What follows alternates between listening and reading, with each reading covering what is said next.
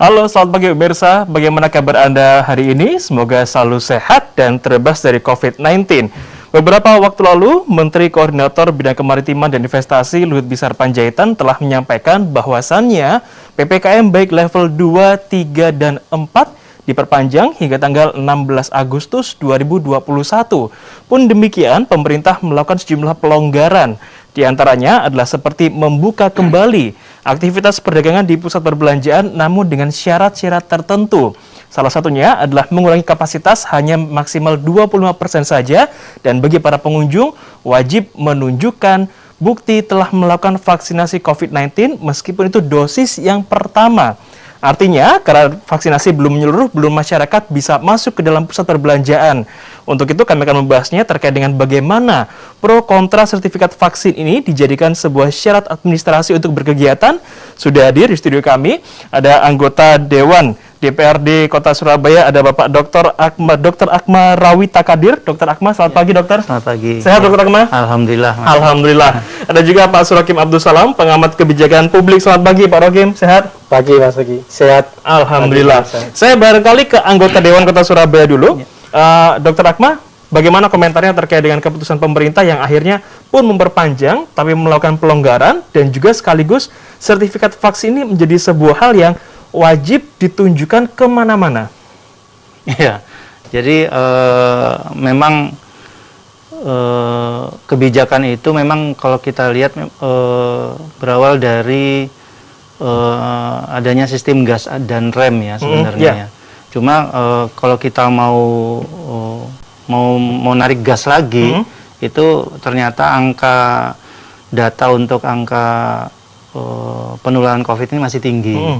Sehingga mungkin gasnya ditahan dulu, ditarik pelan-pelan, sehingga muncullah adanya pelonggaran-pelonggaran itu. Kenapa? Karena juga di masyarakat itu kita lihat sudah banyak sekali para pegiat UMKM, kemudian itu banyak yang sudah berteriak ya, karena dengan adanya pengetatan ini malah ekonomi mereka itu sangat terdampak. Betul. Gitu ya. Nah ini yang menyebabkan pemerintah juga mendengar di sisi itunya ya. Sehingga dia melakukan pelonggaran-pelonggaran, karena kan kalau misalnya mall di situ ada banyak karyawan. Betul, ya kan ya. Kemudian tempat-tempat yang lainnya juga di situ karyawan-karyawan yang bekerja banyak. Nah ini yang menyebabkan kita ada pelonggaran sedikit. Tapi di sisi lain adanya syarat untuk vaksin ini rupanya juga penting untuk melakukan percepatan ya, percepatan vaksin di mana kita mengejar herd immunity. Betul. Nah itulah sebabnya maka ada kebijakan, tapi ini masih uji coba ya, saya dengar di beberapa kota ya, 4 kota termasuk di Surabaya. Nah itu uji coba ini untuk melakukan syarat masuk ke area-area publik ya seperti mall dan sebagainya. Nah ini yang merupakan sebenarnya untuk mengejar herd immunity ya. Yang penting apa kalau digabungkan herd immunity ya yang tercapai dengan pemberlakuan protokol kesehatan yang ketat itu memang apalagi dengan syarat-syarat antigen ya, kemudian PCR. Nah itu bagus untuk memang menekan angka penularan COVID ya. Iya, betul.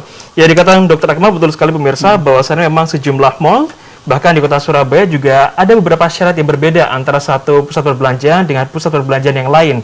Ada yang wajib hanya menunjukkan sertifikat vaksin saja, tapi ada juga bagi mereka yang memiliki kesehatan tertentu, wajib menunjukkan swab antigen 1x24 jam atau PCR test 2x24 jam.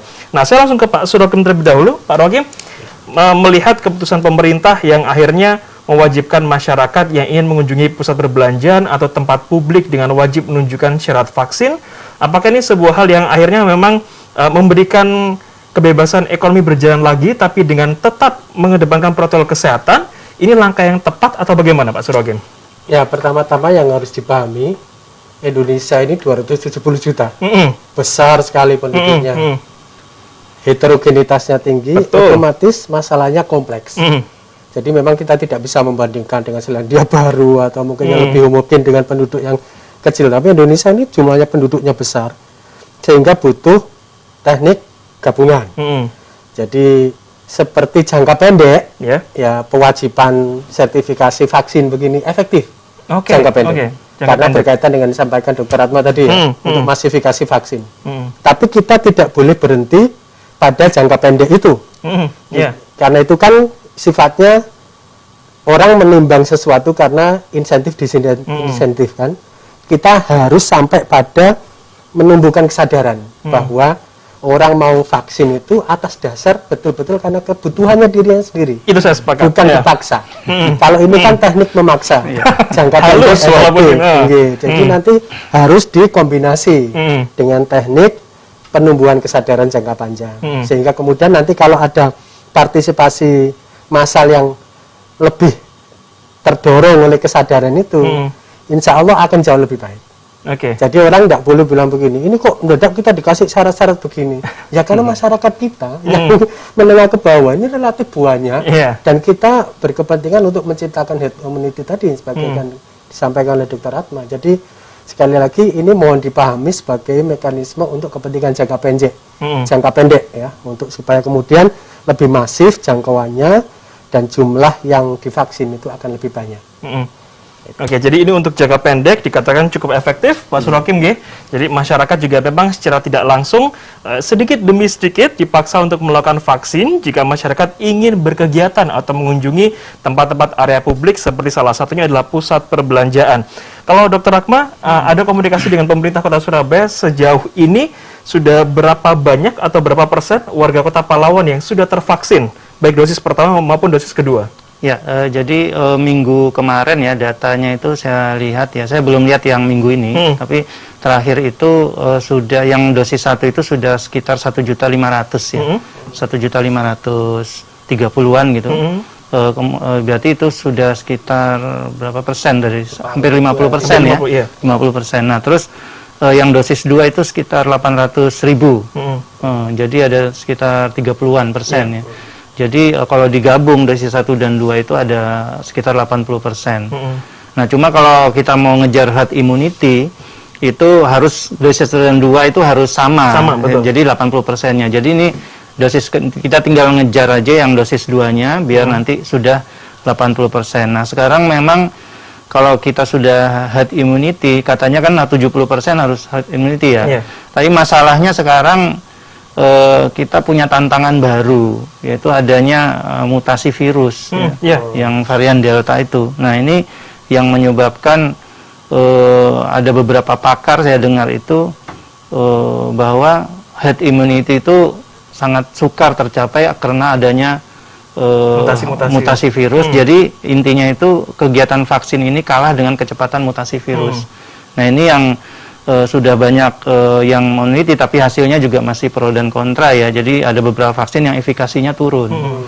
Nah, jadi memang kuncinya itu tadi ya. Jadi di samping kesadaran vaksin tetap, tapi juga kesadaran sinergisitas dengan kesadaran masyarakat untuk 3M-nya. Itu yang harus kita perhatikan.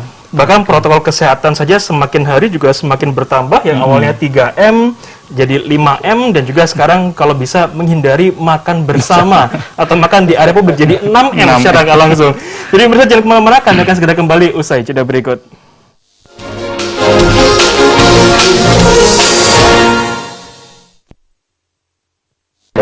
Halo Sobat Opop, ayo ikuti lomba Pesantrenpreneur, Santripreneur, dan Sosiopreneur dalam rangka Opop Award 2021. Ini dia persyaratannya.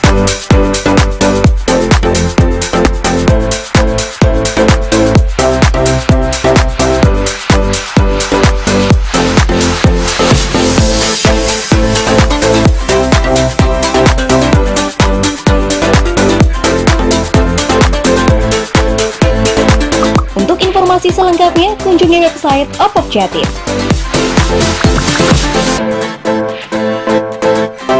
Opop Jatim, pesantren berdaya, masyarakat sejahtera.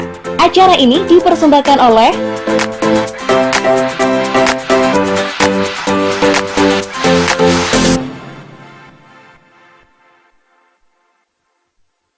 Hai Julie People. Mereka nggak ada lawannya kalau udah ngomongin gosip. Allah semuanya. udah tahu ya. Beda lagi sama yang kemarin-kemarin. Dada ini panas. Mau tahu informasi terupdate para selebriti? Ya cuma di sini. Gue tuh kalau ngomong gak ada-adanya gitu. Sekian menit, sekian detik harus pas sesempurna mungkin. Gue pengen julid boleh nggak? Di Intense Reborn, setiap hari pukul 13.30 live hanya di iNews.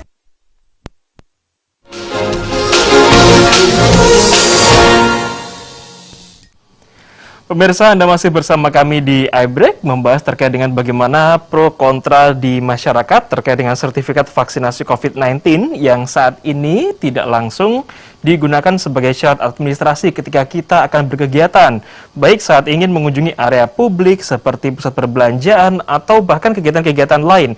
Karena memang ini untuk menjadi sebuah garansi atau jaminan tertentu bahwa kita setidaknya lebih kebal terhadap penularan COVID-19 yang saat ini masih menjadi pandemi di negara kita dan negara-negara lain. Dr. Amah, kalau tadi sudah dikatakan bahwa capaian vaksinasi kita di Kota Pahlawan jika digabungkan antara dosis pertama dan kedua itu ada di 70 hingga 80%. Di lapangan, apakah masih ada tantangan lain, Dr. Amah, ketika kita ingin mengejar vaksinasi menyeluruh kepada masyarakat di Kota Surabaya supaya ketika mereka ingin berkegiatan juga mau menunjukkan sertifikat vaksin nggak bingung, saya sudah vaksin gitu. Ada tantangan lain, dokter? Ya, jadi kebijakan ini memang masih uji coba karena yang pertama banyak yang meragukan bahwa memang vaksin ini tidak menyebabkan orang tidak terinfeksi. Jadi tidak langsung mencegah ya. Dia memang untuk mengurangi aja, mengurangi penularan. Nah, jadi vaksin yang ada yang mengejar herd immunity ini perlu kita lihat lagi ya, perlu kita lihat lagi karena adanya pengawasan untuk vaksin palsu misalnya itu juga perlu. Nah, tantangan yang berat lagi adalah saking ingin mengejar herd immunity itu munculnya kerumunan. Kerumunan di mana-mana yang dilakukan oleh panitia-panitia yang untuk vaksin ya. Jadi ini yang sebenarnya harus dicarikan solusi. Bagaimana supaya kegiatan vaksin ini walaupun tetap berjalan terus tetapi tidak menimbulkan kerumunan yang ditakutkan akan menimbulkan klaster lagi. Betul. Nah, karena kan orang-orang muda ini malah banyak yang OTG. Nah, padahal yang tadi disebutkan 5M itu kan salah satunya menghindari kerumunan. Orang yang hajatan, manten aja kan dilarang, ditangkap, dipanggil, didenda gitu ya. Nah ini, tapi kok yang ini enggak. Nah ini kan suatu tantangan buat kita. Nah ini perlu dicarikan solusi dan yang paling bagus sebenarnya adalah disebar. Jadi untuk memecah kerumunan-kerumunan itu disebar, kemudian memasifkan vaksinasi itu di tempat-tempat misalnya di puskesmas, di klinik-klinik yang sudah bekerja sama dengan dinas kesehatan ya. Nah kemudian nanti jadi tinggal dijadwal aja dari kecamatan ini orang-orangnya diundang satu-satu. Jadi itu sebenarnya yang paling bagus. Jadi herd immunity juga tetap berjalan untuk tetap bisa dicapai tapi tidak menimbulkan kerumunan-kerumunan itu. Oke, baik. Jadi memang sebaiknya vaksinasi ini dilakukan secara tersebar, tidak hanya di satu titik, terpusat di sana, juga mengantisipasi adanya kerumunan sehingga nanti dikhawatirkan terjadi penularan. Pak Surokim, sepertinya cerita tentang salah input administrasi ketika kita mendaftarkan vaksin itu tidak hanya 1, 2, 3 orang, tapi sepertinya banyak orang yang juga seperti nomor telepon yang terdaftar salah, sehingga tidak bisa login di aplikasi Peduli Lindungi, atau bahkan NIK-nya yang diketik keliru, atau bahkan saat di-input ternyata, loh, NIK saya sudah dipakai sama orang lain. Nah, artinya masih banyak masalah-masalah administrasi yang kita temukan saat ingin mendaftar vaksinasi COVID-19. Nah, apakah ini sebetulnya sudah menjadi suatu hal yang tepat ketika pemerintah memutuskan kalau mau apa-apa wajib tunjukkan syarat vaksinasi, sementara ketika kita ingin mendaftar atau sudah vaksin, mau dapat sertifikatnya aja cukup sulit itu. Hal-hal begitu memang harus segera diatasi ya, karena kan akses, kemudahan itu berkaitan dengan persepsi publik. Kalau sesuatunya menjadi mudah, sesuatunya menjadi clear, bahkan di beberapa tempat ya seperti di Jogja itu kan ada vaksin di tempat wisata yang lebih enjoy. Oh iya, iya betul. Kreativitas ya, itu juga penting. Saya setuju dengan Dr. Atma bahwa diperlukan kreativitas yang tinggi supaya vaksin itu tidak menakutkan. Iya, iya. Identik dengan jarum suntik takut. Membuat orang menjadi takut.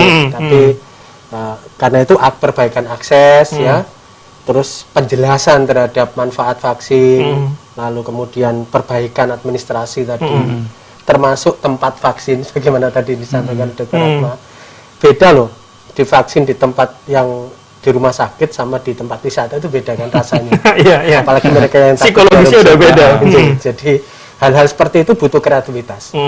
Jadi pemerintah tidak boleh menakut-nakuti, tapi mereka harus mempersuasi dan bisa mencari jalan kreativitas supaya kemudian tumbuh kesadaran tadi itu.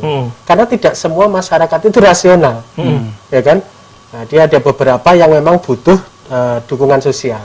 Jadi kadang-kadang karena temannya, karena bapaknya, karena ibunya, karena kakak adiknya vaksin, akhirnya dia vaksin. Ikut vaksin. Iya, jadi hal-hal seperti itu juga menjadi penting. Nah, jangan sampai persoalan-persoalan yang sifatnya administratif seperti ini justru menjadikan kendala. Karena dia nih istilahnya kan support saja. Kalau NIK dan lain-lain administratif ini kemudian menjadi kendala, ya tidak akan mungkin tumbuh kesadaran tadi itu. Jadi ini perangkat hukum yang memang diberikan kepada pemerintah, kepada masyarakat supaya tingkat partisipasi lebih masif. Tapi selain itu juga literasi ya, literasi ke masyarakat juga penting supaya tumbuh kesadaran tadi. Dan dengan kesadaran itulah insya Allah partisipasi akan lebih meningkat. Dan memang kompleks ya, perubahan perilaku tuh tidak tunggal faktornya. Iya, betul, itu tidak hanya persoalan membuka mindsetnya orang, tapi juga yang teknis-teknis seperti ini kadang menjadi pengaruh. Gara-gara nicknya dipakai orang, dia tidak bisa. Padahal dia sudah punya kesadaran untuk ikut vaksin gitu. Nah, ini semua harus carikan jalan keluarnya ya, diberikan solusinya supaya hal-hal yang sifatnya prosedur administratif ini tidak mengganggu yang substantif. Apa yang substantif itu? Yang saya maksud adalah kesadaran karena dirinya sendiri. Oke, baik. Jadi sepertinya PR-nya pemerintah masih banyak di tengah herd immunity ini. Jadi selain menumbuhkan kesadaran masyarakat, kalau masyarakat sudah sadar, jangan sampai ketika mereka mendaftar, NIK-nya dipakai orang lain atau nggak muncul sertifikatnya. Sosial yang paling kompleks dan sehingga memang tantangannya itu sangat beragam, sangat kompleks, tidak mudah. Betul sekali. Oke, baik pemirsa, jangan kemana-mana, kami akan segera kembali usai jeda berikut masih dengan dua narasumber yang menemani saya hari ini.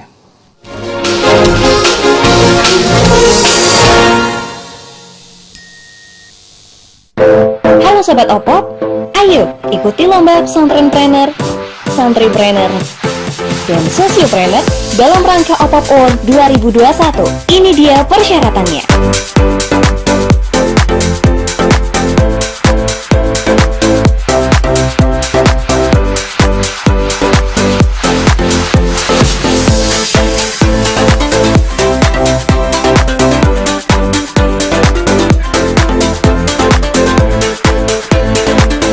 Informasi selengkapnya kunjungi website Opop Jatim.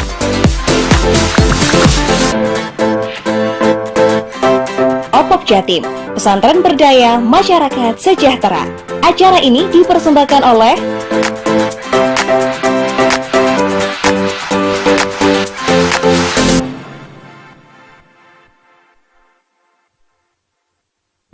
Ini berita ekonomi. Baru dan berbeda dari berita lainnya. Saya Syahna Suartono, News Update di iNews.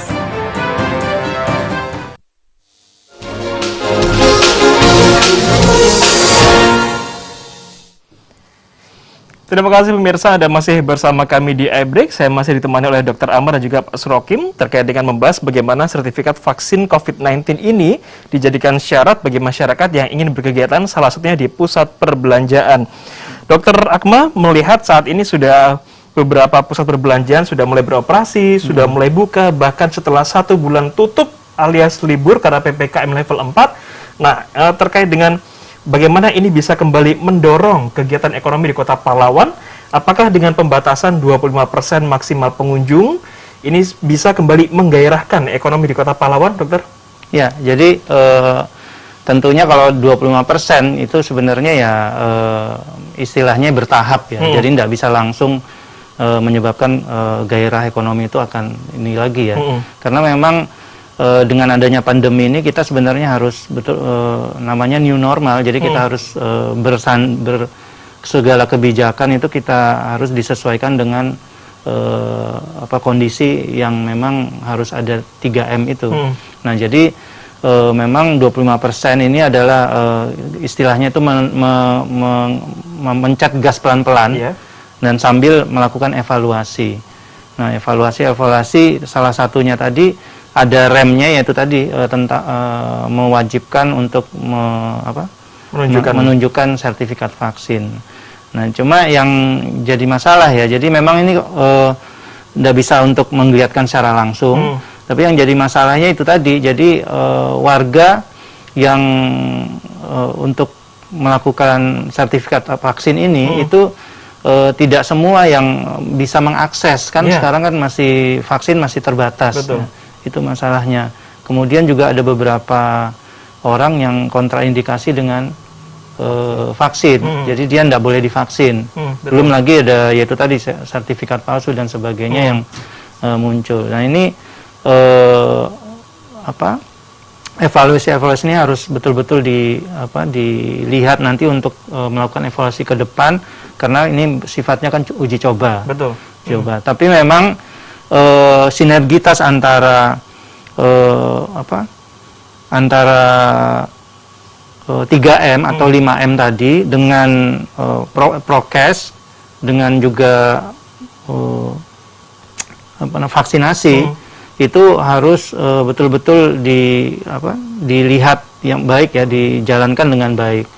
Jangan sampai ada itu tadi, misalnya kita sudah semangat untuk vaksin tapi kuota vaksin terbatas sekali. Nah, itu aksesnya kan jadi terbatas. Baik. Pak Sulakim, kalau tadi Anda mengatakan kebutuhan substantif, yakni kesadaran diri, sementara sekarang untuk berkegiatan harus menunjukkan sertifikat vaksin, yang artinya masyarakat secara tidak langsung didorong untuk vaksin.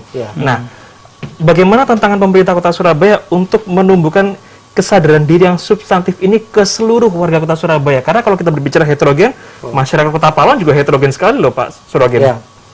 Percayalah bahwa faktor itu kompleks. Sekali lagi saya selalu jawab kompleks. Jadi perlu pendekatan yang sifatnya komprehensif, keterpaduan. Tadi sebagaimana katakan Dr. Atma. Dan jangan lupa gerakan untuk memasifkan vaksin ini juga berkompetisi dengan gerakan masifnya hoax, informasi. Jadi kita juga butuh untuk mengintensifkan literasi kesehatan tadi itu, supaya masyarakat sadar akan vaksin, lain-lain. Nanti jangan lupa, literasi informasi ini juga penting. Siapa yang bisa menjangkau WA keluarga itu? Nggak ada yang bisa. Apakah penjelasan Dr. Atma hari ini kemudian masuk di WA itu? Padahal di sana itu belum tentu valid informasinya. Makanya kemudian kita harus bergandengan tangan. Jadi pertimbangan medis ya, pertimbangan sosial ya, dilakukan bareng-bareng supaya informasi itu cukup di ruang-ruang publik itu, termasuk di media sosial masyarakat. Karena sebagian besar ketakutan masyarakat itu karena terpaan informasi tentang vaksin yang tidak valid. Vaksin ini mematikan, vaksin ini hanya efektif sekian persen, dan macam-macam banyak hoax di situ yang tidak bisa dipertanggungjawabkan, ya kan? Sebenarnya kevalidannya. Jadi memang kita punya tugas yang tidak mudah ya, tugas berat sekali ya untuk ini, karena masyarakat kita juga disparitasnya tinggi antara yang berpendidikan, ada yang menengah ke bawah, ini juga kompleks sekali. Jadi kita sekarang dihadapkan pada situasi di mana kegotong royongan itu penting. Ya, kegotong royongan menjadi supaya kemudian perasaan untuk kemudian bersama-sama bahwa ini kepentingan bersama. Kalau sampean vaksin, sampean menjaga keluarga sekaligus menjaga masyarakat. Nah, semangat empati seperti itu kan yang penting kita dorong. Kemudian tidak ada ketakutan, seolah-olah tidak ada pemaksakan, dipaksa pemerintah begini, tapi murni karena kesadaran sekali. Baik, itu saya sangat setuju sekali. Menumbuhkan empati baik diri sendiri dan juga orang lain. Singkat saja, Dr. Atma, apa yang Anda sampaikan kepada masyarakat Kota Surabaya terkait kewajiban pembahasan kita hari ini menunjukkan sertifikat vaksin ketika ingin berkegiatan? Ya, jadi untuk masyarakat warga Kota Surabaya ya, jadi memang untuk menunjukkan sertifikat vaksin untuk ke area publik dan kegiatan ini memang penting sebenarnya untuk merangsang warga-warga yang tadi mungkin termakan hoax, kemudian tidak percaya vaksin itu agar bisa cepat untuk melakukan vaksinasi. Karena memang vaksinasi ini adalah baik itu vaksinasi Sinovac maupun AstraZeneca atau yang merek yang lain, itu semuanya adalah memang tidak menutup kemungkinan dia terkena, tetapi dia bisa untuk mengurangi resiko keparahan penyakit. Dia juga bisa mengurangi orang itu masuk ICU dan juga akhirnya juga mengurangi angka kematian. Nah, jadi untuk warga Kota Surabaya semuanya saya harapkan cepat-cepatlah yang belum vaksin untuk vaksin. Dan ingat bahwa selama vaksin tetap harus menghindari kerumunan ya. Jadi mungkin intinya itu depan dan belakang itu jaraknya kalau bisa 2 meter lah. Jangan berhimpitan gitu. Seperti itu. Oke, baik. Pak Surakim, singkat saja, kita sudah kehabisan waktu. Kekebalan alami itu kan bisa dicapai karena orang terpapar menjadi penyintas atau mungkin alumni COVID. Tapi mengharapkan semua orang terpapar, dan itu kan pilihan yang tidak masuk akal. Yang masuk akal apa? Yang menciptakan kekebalan melalui vaksin. Itu penjelasan semua dokter begitu. Jadi sekali lagi jangan menunggu terpapar, ikut saja vaksin karena ini bisa dipertanggungjawabkan secara ilmiah dan akademik. Baik. Siap. Terima kasih Pak Surakim, Dr. Rahmat, terima kasih. Pemirsa, jadi apapun kondisi Anda saat ini, sudah terpapar atau belum, segeralah vaksin COVID-19 jika Anda belum, karena bagaimanapun juga secara perlahan-lahan pemerintah mulai membuka pelonggaran-pelonggaran, namun salah satunya ketika ingin berkegiatan di area publik, Anda diwajibkan untuk menunjukkan sertifikat vaksinasi COVID-19. Itu artinya segera vaksin bagi Anda yang belum vaksin. Terima kasih pemirsa, Anda sudah menyaksikan iBreak edisi hari ini. Saya Karisandi pamit, sampai jumpa, selamat melanjutkan aktivitas, tetap jaga protokol kesehatan.